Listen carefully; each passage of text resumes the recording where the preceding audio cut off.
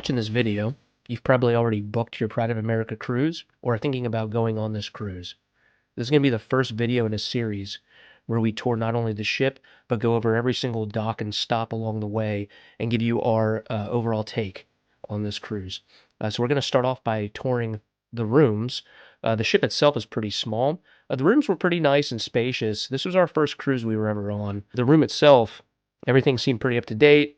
The shower was nice. I wasn't bumping my elbows. I'm a pretty big guy, I would say. There is no ironing board in the room, so I would tell you that if you are going on this cruise, make sure you pack a steamer or you're going to be walking around with wrinkly clothes. So we packed a steamer, and I'm really happy that we did that.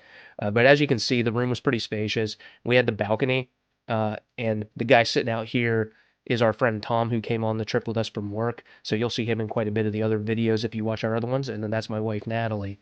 Just waiting to leave the port here. We're sitting outside of Honolulu. We got to the ship pretty early because we wanted to walk around without a bunch of people all over the ship. So Get a chance to explore everything.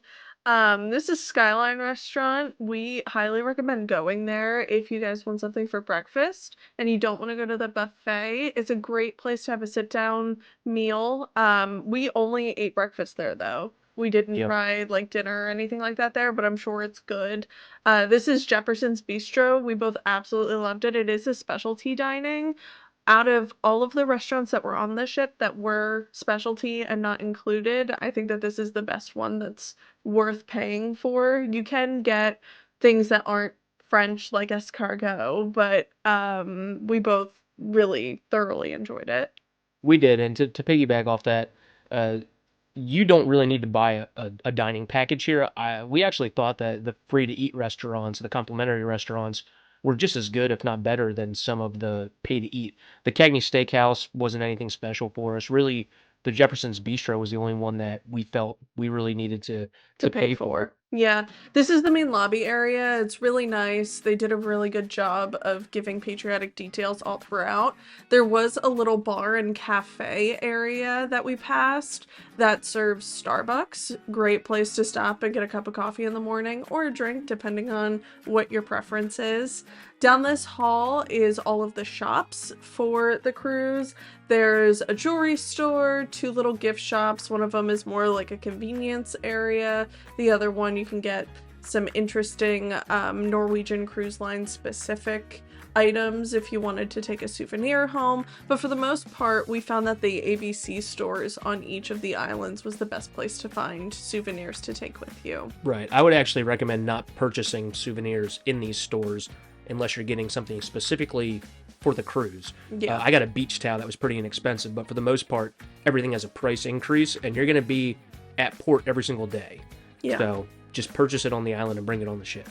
This is the Hollywood Theater.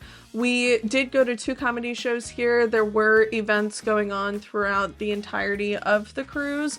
I will say that the 2 comedy shows that we went to were great. There is also the Mardi Gras bar area, or club, I guess it's considered, that I don't think we have film of, but that place was really cool. It mainly hosted like dance parties. There was an Elton John, Billy Joel night where a guy played piano and sang a bunch of those songs, which was a lot of fun. But for the most part, the events seemed to end pretty much right after dinner. So if you wanted to do that, make sure you get back onto the cruise and eat dinner early so that you can grab a seat at one of the events. They are obviously going to be different depending on what time of year you're going and what is scheduled for that week. But for the most part, it was nice to have those options to do. Back in the main lobby area, there is one restaurant that is complimentary that you do need to make reservations for, but we both... Right up there. Yeah, right where that white archway is. We both really enjoyed it. It's called East Meets West. It was an Asian-inspired restaurant. They had really good food. The dumplings were top-notch. They were very good. We actually we couldn't find this restaurant because it's like tucked behind the staircase here, and you don't really spend a whole lot of time in this area, in at least we didn't. So, yeah, it took us a while to find that, but I would tell you that you do need reservations for that, Yeah. even though it's a complimentary restaurant. So definitely make reservations for that, and it does have a dress code. Yeah. You can just stop in there and talk to the hostess. We were lucky enough to be able to walk in as it because we were just a two table, but normally they don't do that. So Right.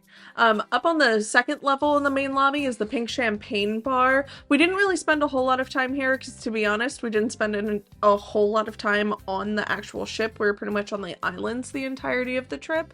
But it's a great place to grab a cocktail, maybe get a glass of wine. They do have live performances. They have the piano there. They have people playing guitar and singing throughout the week. I think there was like a jazz-inspired group the one night. It's pretty neat. There's tons of space. You don't have to worry about not being able to find a seat. But for the most part, that's really the entertainment portion of the cruise. Right. There are a couple other bars, but for the most part, those three spots, Mardi Gras, Hollywood Theater, and then the Pink Champagne Bar is pretty much where everything is. Right. Moving on to the pool here in a second, which you probably will not get to swim in. So this pool is really nice. This whole middle deck area was really nice. There's like 4 or 5 hot tubs there, and then there's a bar on each end of the pool. The problem with it was the pool's very small for the group of people, as you can see right here. And the very first day we were there, a kid went to the bathroom in the pool, and that shut down the pool for the rest of the cruise. And apparently that's pretty common. There is an adults-only pool on the back, or the stern of the ship, right next to one of the bars that we're going to highlight here. But that pool's like 8 foot by 8 foot. So I literally thought it was a hot tub, Yeah. but it was not. It's a pool. Yeah. So if you're looking to swim in a pool on a ship, it's probably not the ship for you to go on. The good news is you're probably not going to be on the ship all that often throughout this cruise. So every single day you're going to be at a different port, and you're going to be getting up and getting off this ship at 8 o'clock in the morning and coming back to the ship at 6 o'clock at night. And you're going to get a shower and go eat dinner and probably grab a couple drinks. And you're probably going to be zonking out and going to bed by 10. Right. Waking back up at 6 to get off the ship at 8. So you're really not going to be spending a whole lot of time on the ship. If you do, what I would recommend is this bar right here, which is right off of that pool. It is the Gold Rush Saloon, and there is really good drinks here. It is right off the buffet, so you can bring the buffet food to the bar and sit there and eat it. And then that little stage on the left, you can watch them do karaoke every single night starting at 10, which is highly entertaining if you like karaoke like we do. So, and then leading into this right here is the buffet, which for a cruise, I think it was a pretty good buffet. Our downside that there wasn't a lot of Hawaiian themed food. It was more just like American food. Yeah. So we were thinking, since we're going to be on a cruise in Hawaii, a lot more fresh fruit, maybe fish and stuff like that. It was more just like French fries, hamburgers, hot dogs, pasta, which is pretty typical. So Yeah. weren't really too enthused by that. The desserts were good. Yeah, they did have one Hawaiian themed night or Polynesian themed night, where they did do a pig roast, which was really nice, and I appreciated that. I just wish We that had they dinner had reservations. Yeah, but I appreciated that was available for a night. I just wish that it had been spread out more. Yeah, I would say that during the- if you want to capture one of those themed buffet nights, make sure you plan ahead. We did not. And don't make one of your dinner reservations on the night that's happening. Right. And what I would tell you is you really only just reserve Jeffersons Bistro. You really don't have to reserve anything else. No, or East Meets West. Right. I mean, Just we're walking choose through the those gift two. shop here. Most of the stuff in here was pretty overpriced. Like these t-shirts over here, like probably like $45 a t-shirt. You can go to an ABC store on the island and get basically the same t-shirt for like $15. So that's what I would do if I was you, unless money is, not something you're concerned about. Congratulations. But I would prefer to spend $15 instead of $45 for the same thing. So Right. Other thing that I wanted to go over was like pros and cons. yeah. So like we said, this was our first cruise, and we're planning on doing more cruise videos. We did this cruise with some people from work, so that's what prompted us to do this cruise. But we're planning on doing some other cruises outside of Florida. So if anybody has any suggestions via Carnival or Royal Caribbean, a cruise you really like that goes out of Florida, let us know. Also, like the video and let us know in the comments if you want to see more content like this, and let us know where you'd like to see us go. But Pros wise, obviously, if you've never been to Hawaii, we're both from Pennsylvania, so Hawaii's pretty far away. This is a really good way for you to get to Hawaii and see all the different islands, right? So this does go to Oahu, which is where Honolulu and Waikiki is. We went to Maui, we went to the island of Hawaii, and we went to the island of Kauai. We did miss one port, so they did cancel one of the days we were at sea. So if you do watch our additional videos and you think we're missing a day, we're not. They cut off one of the days we were at Kauai. So that's the only thing that we don't have in this video, but we do have a video for every other day. But that would be my pros. Cons for me was just how hectic this was and how expensive it was to book the excursions through the cruise. So we didn't do that. What we did was every single day we rented a car. If you watch our other videos, you'll see that. And we drove to all the different destinations that we wanted to do. But that led to us having to get up in the morning, get off the ship, get an Uber to the airport where we could rent a car, go do all the stuff we wanted to do, make sure we had the car back at the rental place, and got an Uber back to the cruise ship so we weren't like pier runners trying to get on the ship. So it was a lot of planning. And that was one of the reasons why we actually did 2 extra days in Honolulu afterwards, just to kind of have some downtime. Actually sit on a beach. Yeah, this is not one of those cruises where you're going to have 2-3 days at sea and then like 3 days on an island and then 2-3 days at sea. So if that's what you're used to, this is not what you're going to get with this cruise. I would also say you're going to be doing a whole lot of walking and traveling. So, you should probably be in decent shape, I would say, as far as being comfortable with walking like 12,000 steps a day, because you're going to be exploring the islands and want to do a bunch of stuff, right? Yeah. So. For me, the main pros were obviously getting to go to the different islands and see everything. There were a lot of things that I got to check off of my bucket list, which were pretty cool. I did enjoy being on the cruise. I thought that it was nice. I will say, in agreement with Logan, one of the cons is how hectic the trip was in a whole, because we didn't spend a whole lot of time on the ship itself. We were running around checking those things off my bucket list, so I can't really complain too much about it. But it was a very hectic vacation, and definitely a vacation that I felt was a once-in-a-lifetime experience. So it was a lot of fun to go on. I did wish, one of the cons that I have, that we got to spend time in a hot tub. The hot tubs, just so you know, I think there's like 6 or 8 of them. I don't quite remember the exact number. Say there's 10, but we could only find 8. Only find 8. They fill up quick, and for us, we were off the ship running around, going hiking and snorkeling and all kinds of fun things. I wanted to come back and, grab a Mai Tai or a pina colada and just relax in the hot tub, because my body hurt and they were always full. And they closed, I think, at 10 o'clock at night or something like that. Yeah, all the hot tubs close at 10. That is the other con. All of the entertainment, all of the hot tubs, the pool, even if it was open, all closed at like 10 o'clock at night. And for us, we were getting back around 6 o'clock onto the ship, getting showers, having dinner. So by the time we're done with dinner, it's 8 o'clock. I'm not ready to go to bed yet.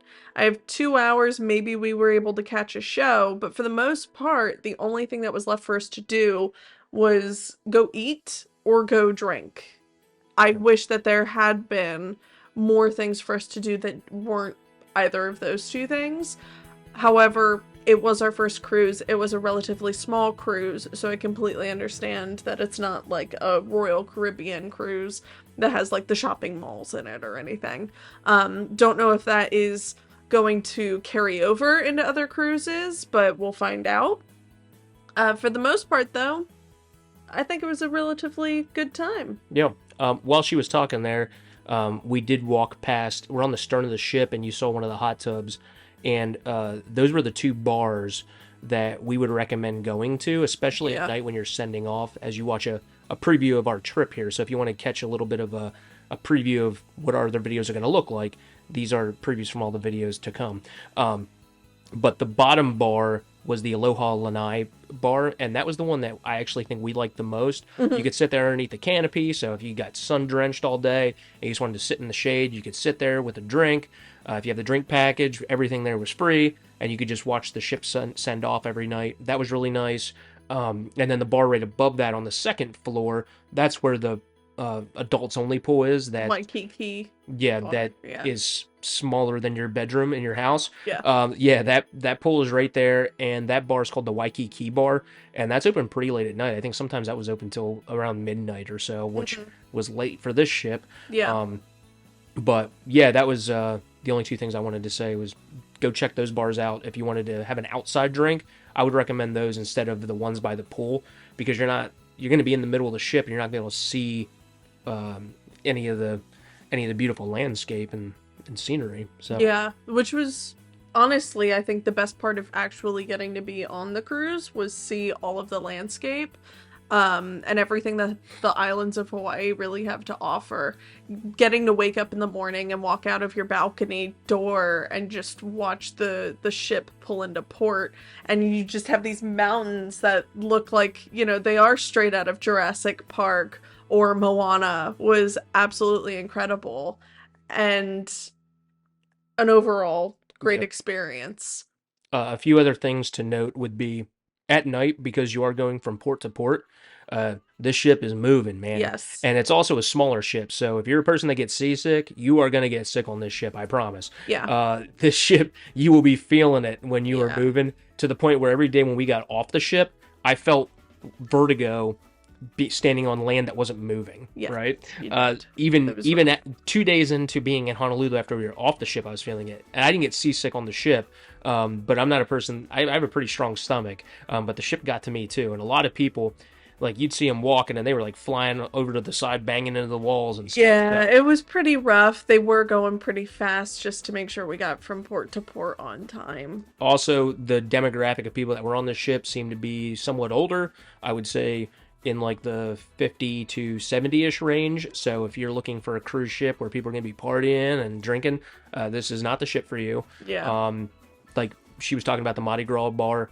That was where they did a lot of like late night dancing things. You would go down there and they were playing, the DJ was like 60 and they were playing oldies and there was like 7 people on the dance floor doing the mashed potato or something. Like it Yeah. wasn't, you're not down there partying. So No, it wasn't yeah, I mean, anything like yeah, that. this is not the ship for that. I would say you're not going to spend a lot of time on the ship, so just make sure you plan accordingly for food. Yes. And yeah, you're going to be spending a lot of money off the ship, so also budget for money while you're on the cruise, right? Yeah. But yeah, Aside from that's that. pretty much what I have. Yeah. But yeah, if you guys want to see the rest of the videos in every single port, just watch the video that's going to be linked. We're going to go day 1. We have 2 days in Maui, so the first one will be Maui, and you can go through the trip with us, and then you can like and subscribe if you like content like this. We are going to be doing some more cruises out of Florida. Aside from that, we're going to be doing some additional videos for beaches and stuff in the Orlando area, a lot of stuff with the theme parks, a lot of stuff with traveling and vacation spots around the country and eventually over in Europe. So if those are things you're interested in, like and subscribe. And let us know. Let us know what recommendations you have. Let us know if there's something specific you guys want to see. And we'll be sure to make a list and try to check it off the list. Yeah. Thank you. We'll see you in the next video. Bye!